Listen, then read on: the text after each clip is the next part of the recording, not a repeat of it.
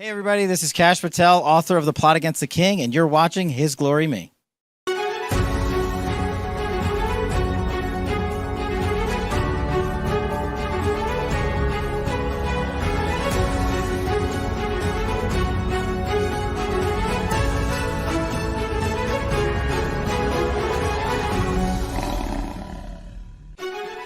And we want to welcome all of His Glory Nation from east to west to north to south. Welcome to today's Take 5.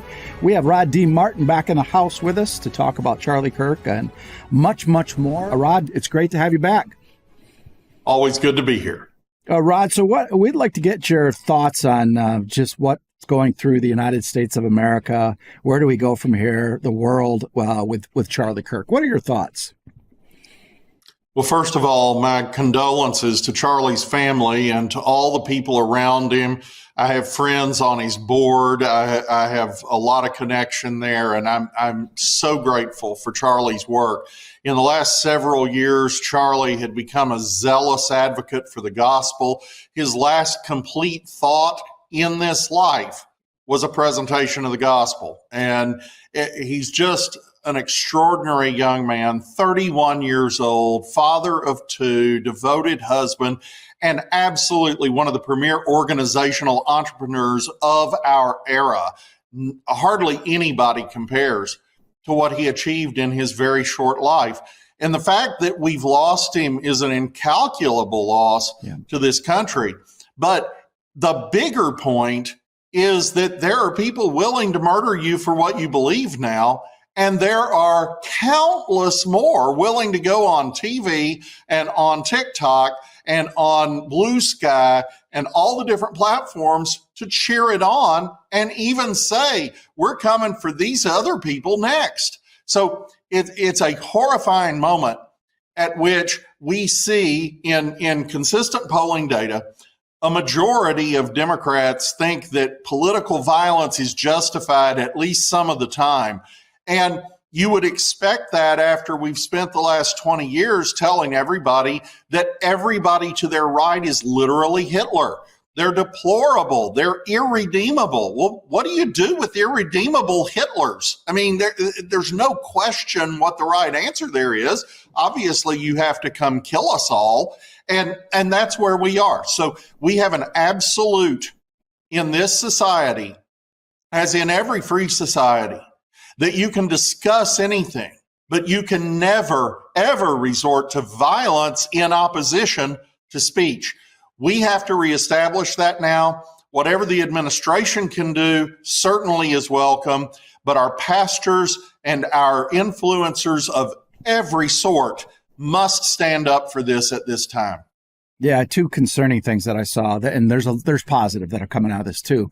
The two concerning is when I saw a news report that there was a list of at least 40,000 influencers, like you talked about, that were just applauding the death of Charlie Kirk. That in itself blows me away that there's that many people. And then I was told, not a real scientific survey, but about 50% of the churches, pastors, priests, yesterday didn't even bring up the death of Charlie Kirk. That's part of the problem we have in the church, and it's part of the problem we have in society. Darkness is an absence of light, and the church needs to be that light now, and that's what Charlie would want. Well, and I completely agree with what you're saying about the churches. I'm kind of horrified by that. I understand that some of those men are men of very good faith and of faithful exposition of the word, but if you can't speak to the immediate distress of your congregation, maybe you're better suited to be a seminary professor than a pastor. And you know, my pastor actually was great on this. He gave Charlie several minutes of appropriate comments that the congregation needed to hear. And I'd say our church was about twice as full as normal because of Charlie Kirk. They wanted to come be with the people of God at this terrible time. So if he hadn't spoken of that, that would have been a horrible mistake, I think. And then he proceeded with his expository sermon. Yep. Okay, that's fine. I have no issue with that. But the guys who want to hide their head in the sand, or in worst cases, the woke guys who were all over George Floyd but have nothing to say about Charlie Kirk, or if they do have something to say, it's negative, That's just horrifying, and that is not helping. No, and that goes to the positive. They're always positive. I've seen so many reports of news, stadiums getting down, players getting down on their knees, praising God, saying prayers together. But I heard more that people that were not Christians, not believers in God, realized that evil is in the world, and they went to church maybe for the first time in years, maybe the first time ever on Sunday. And that is the momentum we saw a little bit after 9/11, but the church didn't take advantage of that and give them the love and give them the teaching and give them the love of Jesus Christ so that can spread. But I think this is going to be different. I think so. And part of it was because Charlie was making such a difference in his own generation. He's 31. He's a Gen Z guy, or millennial, depending on how you count it. But he's speaking primarily to Gen Z, and they were eating it up. They loved what he had to say. They wanted to hear more. And he was actually going into the belly of the beast and debating these hard issues and doing it with civility and, firmness, absolutely sticking to his guns on what he believes, but willing to hear the other side and find common ground. And that's exactly what we need. But he was also making the point that the gospel is the foundation of that we recognize people's right to disagree because we recognize that they're made in the image of God, and therefore their person is inviolable. You don't strike them. You don't kill them. You discuss with them and seek to persuade them. Charlie exemplified that more than anybody I know, and they killed him for it. And I think a lot of people are going to realize, just as they did when Stephen was martyred in the book of Acts, just how horrifying this is and that we desperately need a course correction. That's right. That's right. We pray that this leads to the billion soul harvest, the Joel 2 movement. To go to down to a different way, let's talk about President Trump and some of the things he's doing with big tech, Operation Midway Blitz, and what's going on in Poland. What are your thoughts? Well, Poland first. This is really fascinating. Vladimir Putin does not want to get into a war with NATO. I mean, that would just be catastrophic. And I realize that Westerners who listen to CNN and the BBC don't understand why, but I can explain it to you very simply. Russia has an economy smaller than that of the state of Texas. Yeah. A few years ago, it was smaller than California. Now it's smaller than Texas and on its way to being smaller than New York State. So they can't get in a war with 32 wealthy nations that are highly armed. That's not what they're doing, but they are testing alliance resolve. They do want to see how serious Trump's threats are. And Donald Trump has done a fantastic job, I think, of giving Vladimir Putin the carrot and the stick. If you want to make peace, we will make it work for you. We will give you security guarantees that we understand matter to you. We will invest in Russia. We will get your economy off its back. On the other hand, if you want to fight, we're going to amp up armaments to Ukraine. We're going to give them offensive weaponry that Biden never would give them. And we're going to shut off your cash by strong sanctions on all your customers. And those things are all in play. So I think Putin is testing NATO's resolve by sending drones into our airspace. And I think that Poland's response, shooting down those drones, was precisely what was needed. Well, yeah. So let's move on to Operation Midway Blitz. Yes. Well, I think that Donald Trump is just doing a fantastic job across the board on tech. And you see that in crypto. You see that in the various things that he's doing to encourage the development of AI, which include things that are non-technological in the sense that we use that word now, like developing a much faster regime to authorize the construction of nuclear power plants that are going to be absolutely necessary to power all these server farms. But then you see him do something like what he's doing today with TikTok. And that's fantastic. TikTok is a fabulously popular app that is much loved by exactly his favored and Charlie Kirk's favored target audience. And it is very addictive. It is a lot of fun. I don't have it on my phone because it's nothing but Chinese spyware. But what the president has just worked out with China should give an American company control of it. No more American user data going to Chinese servers, and everybody wins, including China, because I'm sure they will get a very nice reward for this deal. So again, everybody wins, and that's how Donald Trump structures everything. If you'll do business with him, you'll come out ahead.